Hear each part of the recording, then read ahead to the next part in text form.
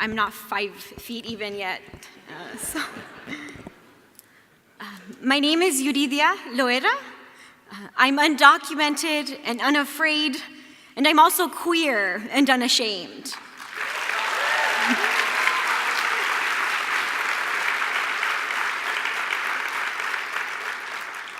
I'm a community organizer with United We Dream, which, like Zoe mentioned, we are the first and largest undocumented youth-led organization in the country. And very recently, if you've been following us on the news, we're also the orange beanies that won't stop bugging the White House and Capitol Hill until we obtain permanent protection with a pathway to citizenship for undocumented immigrant youth.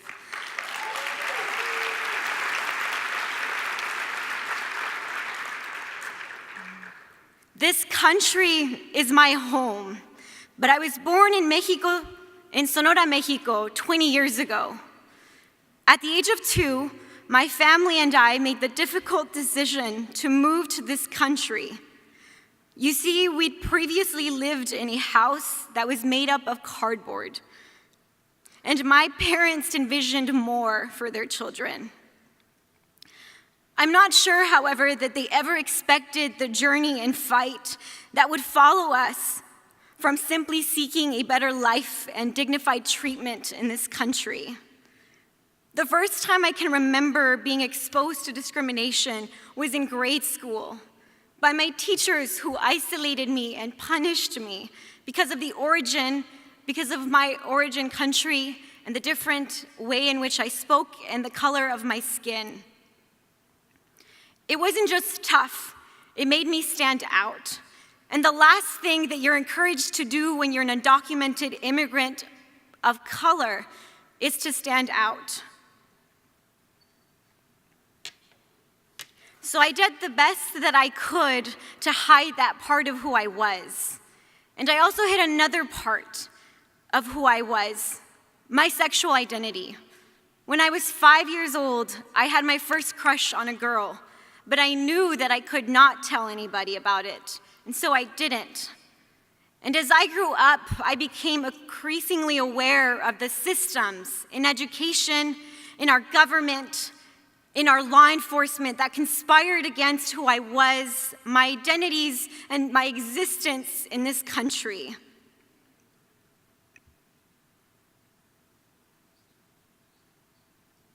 I pushed back in small ways. I would even dare to hold my girlfriend's hand, but I knew better than to really speak up for myself or for any one of my intersectional identities. As a woman, as an immigrant, as a person of color, as a member of the LGBTQ community. And my teachers rarely helped. I'll never forget when one day, when Katy Perry's I Kissed a Girl was at the top of the charts and Anchor Blue was still alive, I chose to wear a shirt that proclaimed that I'd kissed a girl and I liked it. My male English teacher pulled me aside after class and made clear that it made him uncomfortable. He told me that it also made others uncomfortable and ensured that I never wear that shirt again. It might seem like a small thing being asked not to wear a shirt, but to me, it wasn't just a shirt. It was about who I was. It was about the silencing something that I was finally feeling comfortable to express, my sexual identity.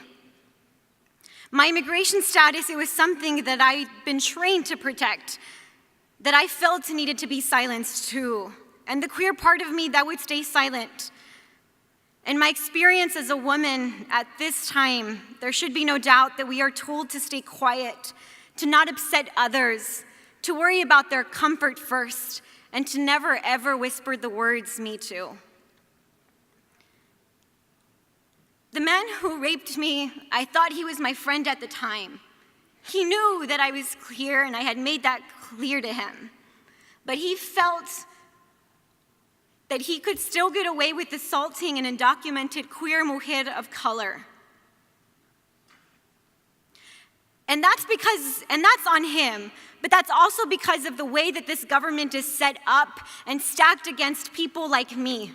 And it makes me angry, even after so much healing, that this society continues to uphold dynamics where women and LGBTQ members of our community are especially targeted.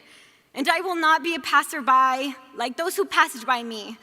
It's my duty now, my calling, to live in service to these communities who share our intersectional struggles and can share our intersectional victories. I am confronting the many barriers that this society puts in front of all of my identities. LGBTQ immigrants, especially women, are more than marginalized. We're dismissed, treated as disposable, vilified, and shamed. Throughout this year, however, the resistance against this silent scene was heard and felt. And despite these realities, I'm hopeful. That hope is rooted in so many places. It's rooted in the safe spaces found in weird towns like Albuquerque, New Mexico, where I have indebtedly learned from organizing alongside other righteous, non-conforming, young LGBTQ leaders in the community. And it's at intersectional youth conferences where we practice respecting and honoring identities, their struggles, their truths, and yes, even their pronouns. It is as a community organizer and leader in my community, establishing the normalcy of setting rules against sexual violence against women and members of the LGBTQ community, just as we set rules against alcohol. It's finding safety in my community, grounded by the love and justice that we strive to rightly give to our lived experiences and our loved ones, even when we live in a hostile land. And it's now in Austin where I commit to fighting anti-trans bills through the intersectional fight alongside United We Dream. So it's at these safe spaces that I've learned that liberation is and will be possible for me and for my undocumented and LGBTQ community. As we're not just in weird Albuquerque or weird Austin, we're in every red, blue, and purple corner of this country, and we're watching, and we're conspiring to work against these oppressive systems that are injustices to all marginalized and vulnerable groups of people in our society. So I stand here, the eldest of 6 siblings, committed to fighting for justice for every part of who I am and who my siblings want to become. I feel a duty to live authentically and loudly and to fight for those even further marginalized than I am, like undocumented transgender women and people of color who live at even greater risk and vulnerability due to bias and discrimination. I feel responsibility to help create a world where we can all walk through it, free to express who we are, no longer silent on any identity. And I'm here tonight because I believe that you all feel this responsibility too, and that this change starts here as leaders and allies for marginalized youth in this country under these politics and this hate.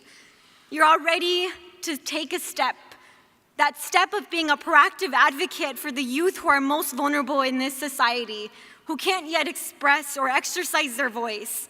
But I invite you to take it a little further and to see the intersectional struggles between our communities, in the hope that you urge Congress, too, to protect the estimated 267,000 LGBTQ-identifying undocumented people living in this country, whose daily fears are exacerbated by the imminent possibility of a deportation, and further targeting through discriminatory collaboration between law enforcement agencies who continue to experience sexual violence at hands of these agencies, who are denied access to proper medical care at detention centers when this country intimidates trans folks from their identities and rightful equitable access. And furthermore, to help me ensure that all LGBTQ people and all marginalized people in this country stand united.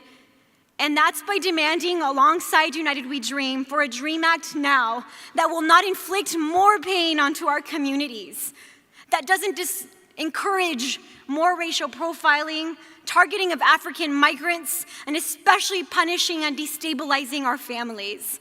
I invite you, if you haven't yet, join the Orange Beanie movement of incredible, fearless, loud leaders standing united against hate and inhumane policies locally, statewide, and federally.